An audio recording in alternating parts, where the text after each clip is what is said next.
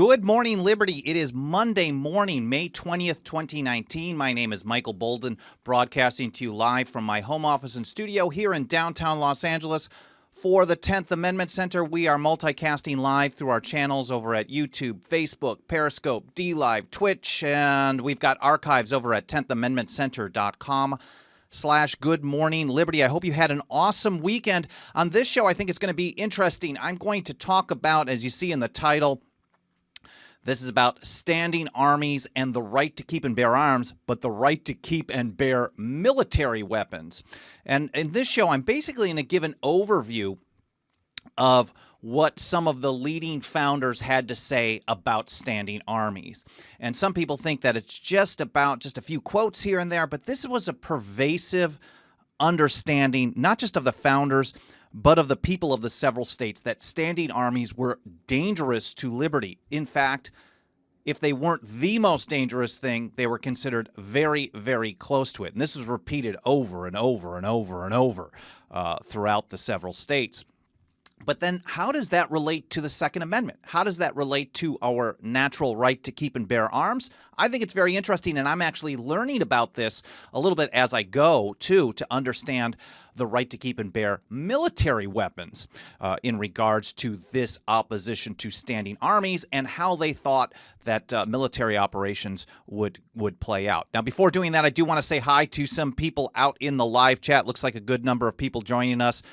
Justin Bayola, Jeremy, Denver Libertarian, EHP Training, Richard Robertson, Anna Reyes, Tyler B., Chris Lawton, good to see you, buddy. It's been a long time. Ward Lawrence over on YouTube, plus over on Facebook, we see Paul, Dan Reed, Clay Davis, good to see you, buddy. Andrew Nappy, the Florida Tenther, Pamela Rankin, and a few others. I'm sorry if I've missed anybody, but I'm very, very grateful for you spending a little time with me today.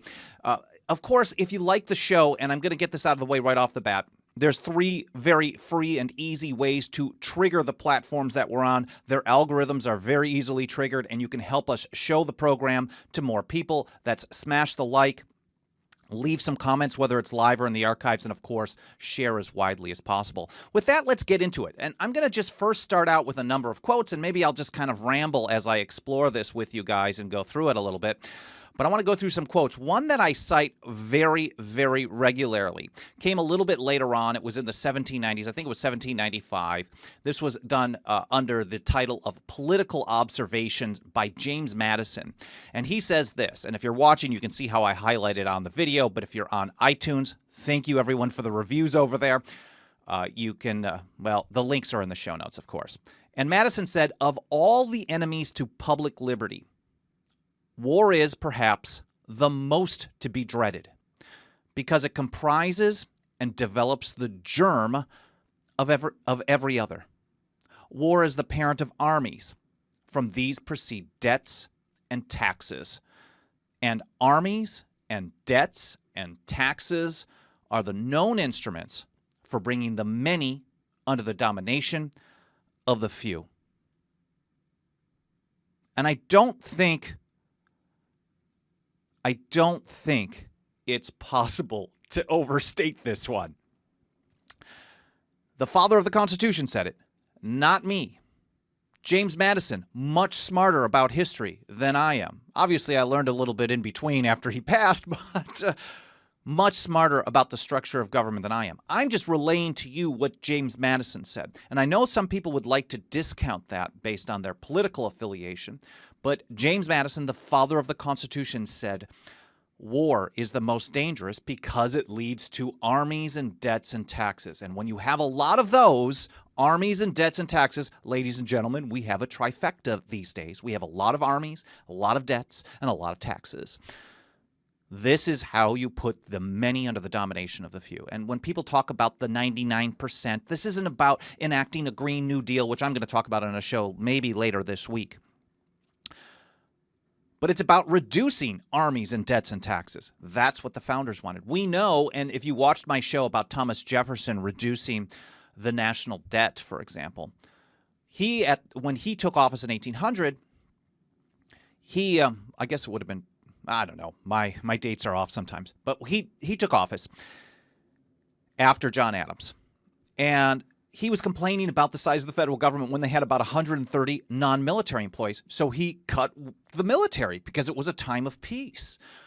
He made it lean and mean. You don't just keep growing it. So this is a very dangerous situation to have these things, according to James Madison. Now, it wasn't just Madison. Here's a great article from my buddy Joe Wolverton, who's written for the New American for a long time. We've published a number of his works over here at TAC as well.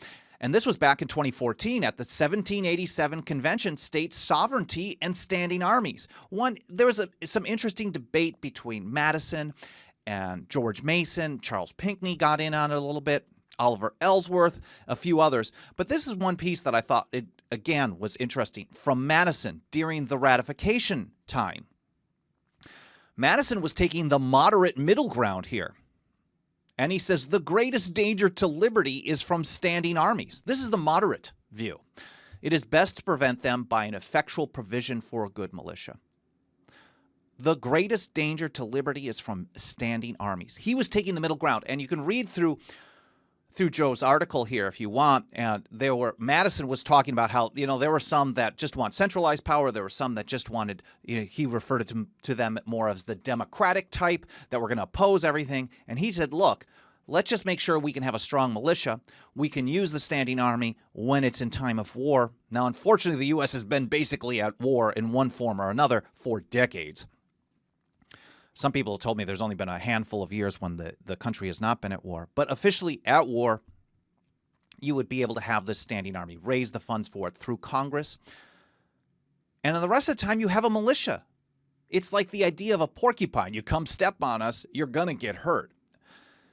And so he thought that the greatest danger to liberty came from this. And it wasn't just the Federalists. Of course, the Anti-Federalists were on top of this. And as Alan Light puts it on Facebook, the founding generation were well-educated and brilliant. Absolutely. Oh, and hi to Camellia over on Periscope. Good to see you. It was fun to hang out with you. I spoke at the Republican Liberty Caucus biannual national convention. It was here in Southern California over the weekend. Really awesome. Great group of people that came out, and I got to hang out with Camellia, who runs the Missouri chapter. They've been doing a lot of work to support the Second Amendment Preservation Act to nullify, basically set the stage to nullify all federal gun control. Unfortunately, the establishment Republicans there in Missouri worked behind the scenes to delay and kill the bill. But that's how it goes. We're going to keep pushing no matter what the odds. But good to see you here, Camellia. And, okay, back to it. Anyways, so it wasn't just the Federalists. Here over at Teaching American History, we see this article from leading anti-Federalist Brutus, number 10. This was on January 24th, 1788. The liberties of a people are in danger from a large standing army. Period. A large standing army is a threat to liberty. Madison talked about how it leads to debts and taxes. If you have a large army, you have to have large debts and large taxes, and that is not a free society. Brutus goes on and says, not only because the rulers may employ them for the purposes of supporting themselves in any usurpation of power, which they may see proper to exercise, but there is a great hazard that an army will subvert the forms of the government under whose authority they are raised and establish one according to the pleasure of their leader. Just really, really brilliant stuff. Now, just because it hasn't played out exactly how Brutus wrote about it in 1788, or how Madison wrote about it exactly. I think Madison was pretty on. Armies and debts and taxes come out of the war. But that's why Brutus took the position that no standing army, he writes, or troops of any description whatsoever shall be raised or kept up by the legislature, except so many as shall be necessary for guards to the arsenals of the U.S. or for garrisons, as shall be deemed necessary, basically to repel an attack. That's it. Not stationed in 170 locations or 170 countries around the world. That was not the founders' vision. No one can point to anyone in the founding generation who ever thought the U.S. should be basing an empire around the world. They were escaping an empire, freeing themselves from the shackle of an empire, the British Empire, the greatest at the time, which has now been supplanted by the U.S. empire in many ways. So that was Brutus. But then here, from a farmer number 2. This was in February of 1788. I thought this was really interesting as I was reading through this and learning this whole process here. Not only were there leading founders back and forth, Federalists, Anti-Federalists, talking about this, They were talking about this because it was well understood that standing armies were a problem. And we know it was well understood because it was so well understood and so widely accepted that it was included in every state constitution before the U.S., the Constitution for the United States, was actually ever considered or ratified. And he goes through this in this article, and he's talking about this, that this has been an ongoing understanding. We don't like standing armies. This country is founded partly on opposition to standing armies. And he points out that in the Declaration of Rights of Massachusetts, the Declaration of Rights of Pennsylvania, of Maryland, of Delaware, of North Carolina, the Constitution of South Carolina, they all have statements opposing or warning of the danger of standing armies. For example, in Massachusetts, it says this: the people have a right to keep and bear arms. Well, I'm not sure if they've amended these things since then, but it's possible. The people have a right to keep and bear arms for the common defense. And as in time of peace, armies are dangerous to liberty. They ought not to be maintained without the consent of the legislature, and the military power shall always be held in exact subordination to the civil authority, blah, blah, blah. Again, in Pennsylvania, the people have the right to keep and bear arms for the defense of themselves and the state. It's not for hunting. Defending your home, your property, your family, and your nation, your country. And as standing armies in the time of peace are dangerous to liberty, they ought not to be kept up. In Maryland, the well-regulated militia is a proper and natural defense of a free government. Standing armies are dangerous to liberty. Same again, the same words in Delaware as was in Maryland. And in North Carolina, the people have a right to keep and bear arms for the defense of the state. Standing armies in peace are dangerous to liberty. I keep repeating it. I know you're hearing the same thing over and over and over again, but I don't think that anyone can make the case that the founding generation thought anything other than standing armies were dangerous to liberty. And I know that people make the case like, oh, you got to have it today. That's a totally different discussion. We're just thinking about what the founders viewed. We're talking about what the founders viewed and how they viewed standing armies. And you can make whatever excuse that you want in regards or in support of a standing army, but the founders were opposed to them. Now, sometimes they talked about the size, large standing armies, but sometimes, and in fact, like all these Declaration of Rights throughout the states, throughout the colonies, they said armies are dangerous to liberty, period. The problem is that there's very rarely been peace ever since then, so then, of course, someone will make an excuse. But again, the principle still remains. And here is the debate in the Virginia Ratifying Convention, where we have people like George Mason and James Madison, pretty smart guys. And here's how George Mason put it. But when once a standing army is established in any country, the people lose their liberty. So whatever reason we may have for having a standing army today, we know that George Mason told us that this would lead to a loss of liberty. Gone.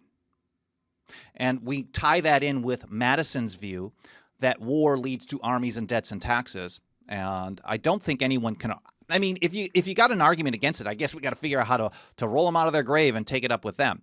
But Madison, he responded to Mason. Again, he was taking the moderate middle ground. He says, I most cordially agree with the honorable member last up, George Mason, that a standing army is one of the great, not the size of the standing army, but just period. A standing army is one of the greatest mischiefs that can possibly happen. It is a great recommendation for this system that it provides against this evil more than any other system known to us. That's the Constitution that they're talking about. The Constitution itself, their great fear against the standing armies. The Constitution was created not to have giant standing national defense or national offensive systems with record-breaking military budgets year in and year out, or more military spending than the next 10 countries combined around the world. That's not what was set up under the Constitution. They set up a system where it would be very difficult to have a standing army, and if it was, it would only be for short times, and then the militia would have military weapons. The militia, the people of the several states would handle the defense, and the army would be supplemental when needed. That was the founder system. And he said there was no system on earth that would protect against this type of scenario more than the Constitution that was being proposed. and particularly more than the old system of Confederation, he wrote. He said, the most effectual way to guard against a standing army is to render it unnecessary. The most effectual way to render it unnecessary is to give the general government full power to call forth the militia and exert the whole natural strength of the Union when necessary. So have a strong militia, replace the idea of a standing army with a ready, armed population with really, really strong weaponry. And again, people will generally tell us, and we've been told over and over and over, even people who tend to side with us on the right to keep and bear arms. And as Anna Reyes points out correctly, the right to bear arms is the natural right to self-defense. But we also know that the founders repeatedly talked about this as a right to self-defense of one's own person, property, and family, but also of the state, of their country where they lived. This wasn't just about individually protecting you. That's obviously on a day-to-day basis. That's the prime goal. But in the big picture, the macro picture, the long-term, thinking the long game, we're certainly having to think of, well, if the people can defend themselves, then you don't need the giant armies, the giant debts, the giant taxes that lead to a loss of liberty. And this kind of came out of an article that I covered briefly in a previous episode. And I'm sorry I don't have a link to it handy. But this was from constitutional scholar Rob Natelson, who said the founder who told us Americans, we have a right to military weapons. Again, not just that we have the right to keep and bear arms, but particularly that it's a right to keep military-based weapons, because the military-based weapons is how, as James Madison put it, that's how you render the large standing, or the standing army in Madison's words, unnecessary. It's not necessary if the people of the several states are geared up and ready to take on all comers. And this comes from Tench Coxe. And Natelson, for those of you who don't know and who haven't watched the previous episode or who have not read this article, this is how Natelson put it. Few people know of Coxe today, but during the founding era, he was famous. He served in the Confederation Congress after the Constitution was ratified. He became our first Assistant Secretary of the Treasury, working directly with Alexander Hamilton. Maybe he wasn't good on economics, but he understood the right to keep and bear arms. And he said this, quote, "The unlimited power of the sword is not in the hands of either the federal or state governments, but where I trust in God, it will ever remain in the hands of the people." The unlimited, that's the final, the last power of the sword.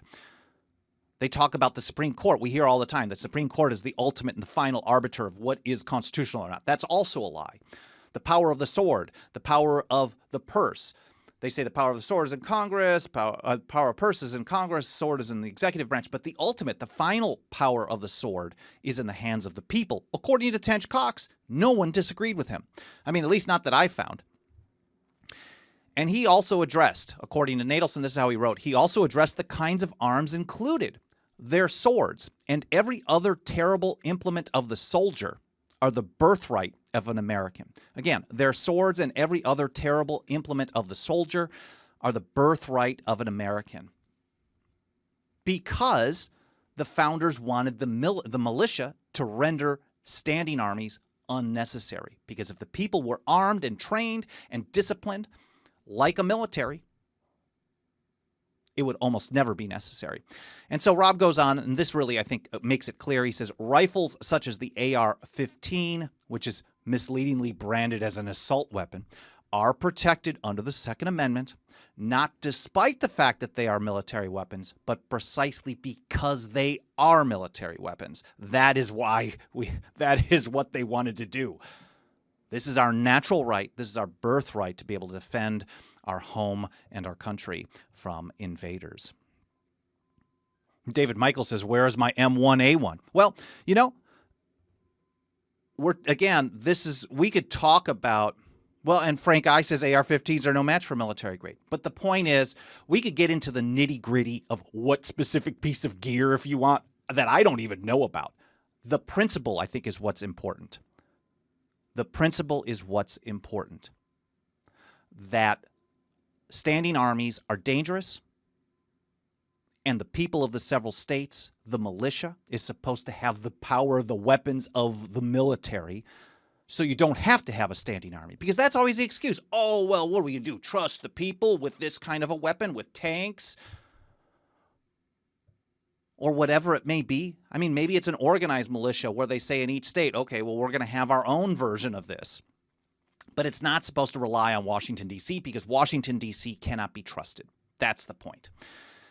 And T.J. Martinell wrote this great article that we published just this morning talking about the 227th year anniversary of the passage of the Militia Acts of 1792. And he basically ties this into this whole understanding of why were these passed, what was the understanding of the militia, and in relation to standing armies, to the military, to the founders' vision of how we are supposed to handle things. And he says, we live in a time when Americans are told by self-appointed wise overlords that the founders never intended for private citizens to have military weapons. We know this is a lie. Tench Coxe is not the only one. There's a well-known founder who talked about this, specifically saying that the people should have military weapons. And this is what TJ says. He says, incidentally, they never cite any place that the founders made this assertion, nor where they declared their love for interfering in other countries' domestic affairs, endless unconstitutional wars, and a permanent military with bases in foreign nations, for that matter. This argument is used to justify gun control policies that restrict our right to keep and bear arms, as described in the Second Amendment. And now we also understand, I talked about how the various state constitutions, at least at the time of the founding, I haven't compared them to modern times. People who live in each of these states could maybe tell. But they basically said that standing armies were dangerous to liberty over and over and over. Then the Virginia Ratifying Convention included a bunch of amendments that they wanted to see passed in order to approve their ratification of the Constitution. And they had a proposed Second Amendment. This text, where you have the people like Patrick Henry, James Madison, George Mason, Edmund Randolph, a lot of very famous founders came out of Virginia. We know this. And these leading thinkers approved. Not every one of them was in favor of everything, but this is what came out of the Virginia Ratification Convention. The proposed Second Amendment would have been that the people have a right to keep and bear arms, that a well-regulated militia composed of the body of the people trained to arms is the proper, natural, and safe defense of a free state, that standing armies in time of peace are dangerous to liberty and therefore ought to be avoided as far as the circumstances and protection of the community will admit, and that in all cases the military should be under strict subordination to and governed by the civil power. And then again, this is all in it's on a scale. So in some areas they say no standing armies, some areas they say no large ones, some areas they say in times of peace. Basically, there was a concern about standing armies. Some felt that they could be used at some point. Some felt that they could never be used, should never be trusted. But there certainly was a distrust in general, a warning that having them continually, and no one can, I don't think, can make the case that we haven't had large standing armies for a long time and lots of unconstitutional, undeclared wars for a long time. And so the warning to me has really bared fruit. It has been absolutely correct. And TJ points out that the people in the militia under these Militia Acts of 1792, they were supposed to be armed with their own weapons. These weren't even going to be provided by the government. And I know some Obamacare people, pro-Obamacare people, cited this incorrectly to support a health care mandate, but that's a different conversation. So they had to bring military-style weapons to be part of the military. George Mason said it was the whole body of the people, of course. And I think it's important to understand this. And this is how TJ sums it up. He says, ultimately, free men and women, free people must be the ones responsible for defending their liberties and their country if that freedom is to last. If we're relying, again, the message goes to the same message that we talk about when it comes to nullification, when it comes to the federal courts, that if you rely on the federal government to limit its own power or to protect your liberty, that liberty isn't going to be around for very long. Madison and Jefferson both warned us in the Virginia and Kentucky resolutions of 1798. Relying on them to determine the extent of their own power is dangerous. And again, if you want to protect liberty, according to Thomas Jefferson, free people claim their rights as from the laws of nature and not as a gift of their chief magistrate, not as, okay, we've protected you, now you can be free. No, you claim them, you take them, you keep them, and you protect them yourselves as a people. And that's what TJ sums it up with. He said the founders believe that, and it's why they favored a militia-style military composed of self-equipped men, which would reduce the risk of a standing army that would take that responsibility away. So that doesn't mean that there should never be any army, according to the founders. Many of them said only in times of peace that it should be gone. Some opposed it completely. So I think Madison took, again, the moderate middle ground. You can have a standing army, but in general, you have to have a really strong military-armed militia, the general public. And as long as the general public isn't armed, just like, in a way, it's just like, welfare programs. People are less likely to take responsibility for their community if a far-off government in Washington, D.C. is always handing out food stamps or education funding, whatever it may be. Your community tends to figure out ways to do things for itself when it has to. But they've basically trained us to have reliance on Washington, D.C., not only for our financial safety, but for our physical safety with these large, crazy-sized standing armies and debts and taxes. Anyways, I hope you guys found this interesting. To me, I'm always learning as I go. I definitely think this is an incredibly important issue. I don't know if it's something that can be changed because so many people are on board with the status quo.